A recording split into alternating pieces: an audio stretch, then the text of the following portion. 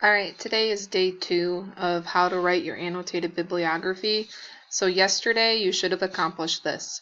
You should have created a works cited page. You should have 4, maybe more sources cited, set up. This looks very polished. It has my different sources in alphabetical order. And now the next step is to turn it into the annotated part of the bibliography, which annotation means you comment and you reflect and you give an annotated paragraph of thoughts. So right now this is just a bibliography. Now we're going to take it to the annotated bibliography portion.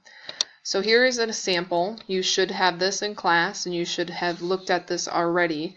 The next step here is to take this and turn it into this. So this becomes much more of a written document. It's no longer a collection of sources, it's actually an analysis and reflection paper. So I have 4 sources, and you can look through and you can see that first off, when I did this, I bolded my citations so they stand out against my reflection paragraphs. It just makes it a little bit more organized and polished. So your goal whenever you do papers like this is to talk to your professor to find out what they prefer. I prefer these bolded, and I also prefer that you do not double space your document. Technically MLA is supposed to be double spaced, but I don't like it because it makes it a little bit hard to read and continue with your ideas. So this is my first paragraph, and I'm going to read this aloud. And as you notice, there is some underlining going on, and these underlines are basically sentence stems. Sentence stems are what I give students to use to help organize their writing. I believe that they're good sentence starters, and you can use them. I'm giving you permission to do so, and you might play around with the wording a little bit, but ultimately you make it work in relationship to your topic. So I'm going to do an example with this paragraph, and I'm going to substitute some different information out.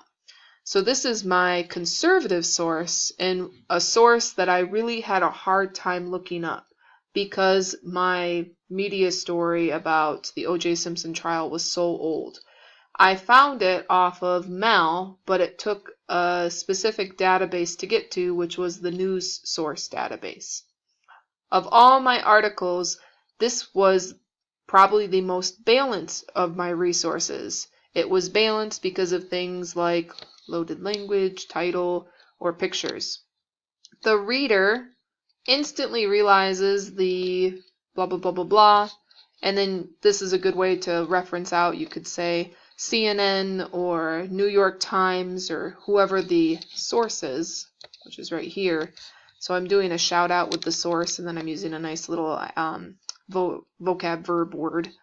And then I move on and say, the article's loaded language does yada yada yada. And then I go into, in the end, the goal of this piece or the goal of this O.J. Simpson article was really to play up yada yada. And then this is my closing sentence, which is, overall, this article taught me, or I learned very important things about picture bias or whatever. So did you see how I kind of work through this resource and I use the sentence stems to organize my thoughts? The second thing I'd like to do is just show you kind of how this is chunked. So this first thing is basically me just describing what the source is and where I got it from. This next chunk moves into the craft analysis, and it really does, that's the biggest chunk of the whole thing, is I'm talking about what craft devices, what media bias stuff takes place. So loaded language, selection of sources. I also talk about the facts versus opinions part of the annotation here.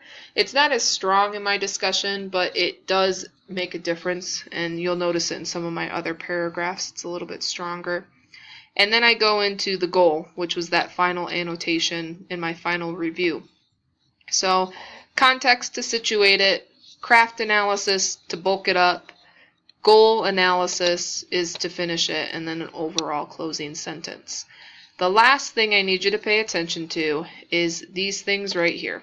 So this is a quote integration moment. And you have to do multiple quotes. I'm requesting at least 2, if not more, in every annotated paragraph. So quote integration is the dab, dollop, and lots of sauce. And we talked about this in class. So I have 1, 2, 3, 4. I have 4 quotes in here. Every time I give the quote, I include a citation.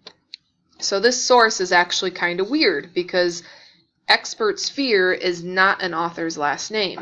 If you look at the other source right here, Brian Cates is a source, Nick Stacy is a source, and then the last one is Tracy Samuelson.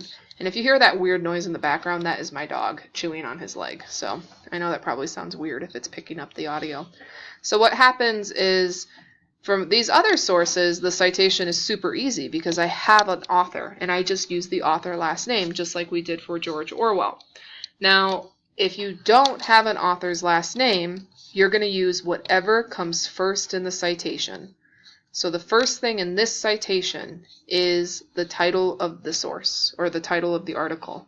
Now, I am going to cite the first 2, maybe 3 words. This is a little bit too long, but if I had like experts of media, I would do 3.